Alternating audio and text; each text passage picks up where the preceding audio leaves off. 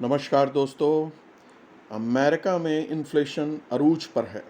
हर महीने फ्यूल और food items महंगी हो रही हैं। यह महंगाई कोविड और यूक्रेन वॉर के कारण बढ़ रही है। आज की सिचुएशन यह साबित करती है कि ओवर स्मार्टनेस इंसान या कहें मुल्कों को बहुत बुरी तरह फंसा देती है।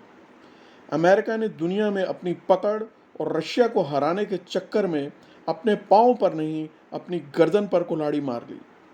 हम सोचते हैं कि अमेरिका और यूरोप बड़े ज़बरदस्त प्लानर हैं, बहुत सोच समझ के आगे बढ़ते हैं।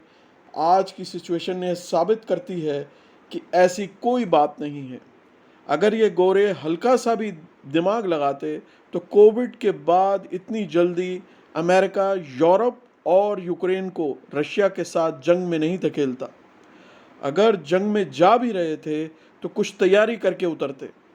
अमेरिका ने पूरी दुनिया को महंगाई के बाद स्लो डाउन के साथ अनएम्प्लॉयमेंट और आखिर में रिसेशन में धकेल दिया।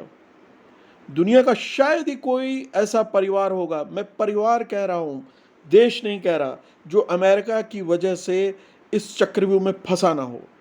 जल्द ही अमेरिका में रिसेशन आएगा, और अगर अमेरिका में रिसेशन आएगा तो पूरी दुनिया में रिसेशन आएगा।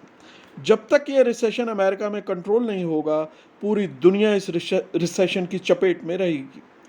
अमेरिका ने दुनिया का इकोनॉमिक सिस्टम कोलू के बैल की तरह बना रखा है। अमेरिकी रूपी कुएं के इर्द गिर्द पूरी दुनिया घूमती है।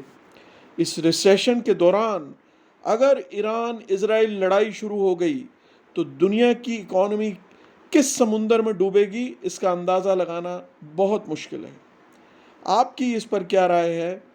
शेयर कमेंट करें, चैनल को सब्सक्राइब करें, शेयर करें और बेल आइकॉन दबाएं। धन्यवाद।